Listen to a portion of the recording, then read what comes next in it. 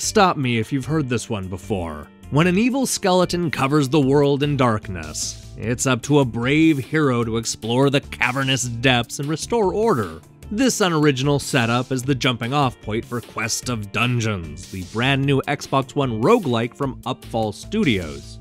And while the story may not inspire much confidence, the unique approach will. At first blush, Quest of Dungeons looks like an 8-bit Gauntlet clone.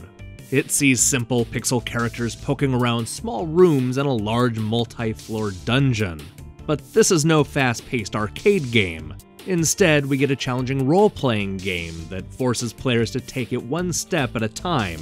The result is a fun, yet wildly inconsistent adventure full of high tension and unexpected deaths. Players choose from a series of unique characters, including your basic warrior, wizard, assassin, and shaman.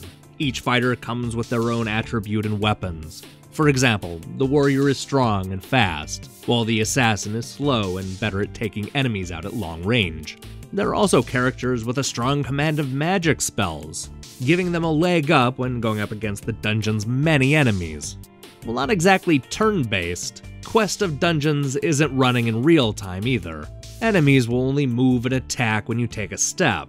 So if you move 2 spaces, the enemy will take 2 turns. Stand still and everything will stop and wait for you to make a move. The approach reminded me of a sped-up version of Final Fantasy Tactics, only this time the hero is all by himself and the menus are mapped to the face buttons.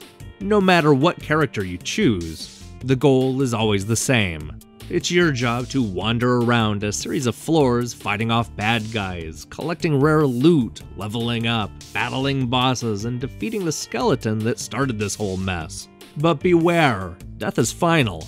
You not only start over from the beginning, but the game rips away all of your stats, gear, and items. All progress is gone for good.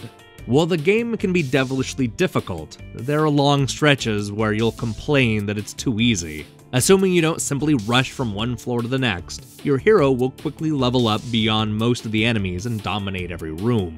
This is especially true as you learn new spells and special attacks. There's a shopkeeper on each floor with powerful weapons for sale, plus treasure chests filled with rare equipment. But it only takes a few seconds for everything to spiral out of control. While the standard enemy may be a pushover, the boss will put up a nasty fight. These tough characters are able to kill our hero in just a few swipes, forcing the player to think strategically and use every skill in the book. But there are times when even that won't be enough. It's easy to get in over your head and have no escape route. It's hard not to feel completely gutted after an hour of careful exploration is undone by a series of swipes by an overpowered boss.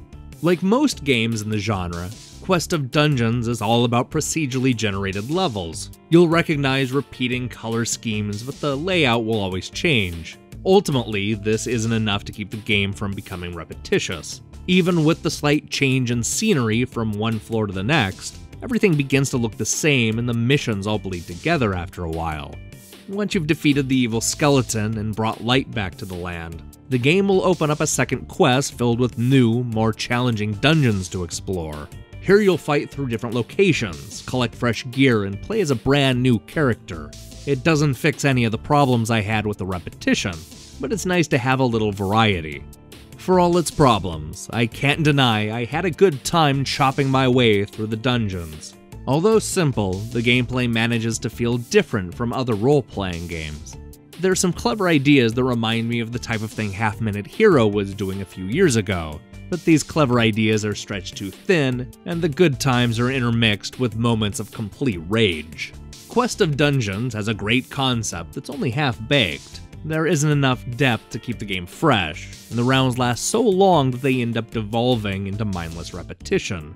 Worst of all, the abrupt difficulty spikes suck a lot of the fun out of an admittedly unique role-playing game. This is a concept I'd like to see tied to a larger, more ambitious adventure game. Hey, thanks for watching my review. Oh, and happy Labor Day, if that's the kind of thing you celebrate. I know a lot of other sites are taking the day off, but not Defunct Games. We're coming strong with a couple of reviews, plus the contest results show. and then expect more reviews and previews throughout the rest of the week, so do me a favor and click the subscribe button and support what we're doing here. Until then.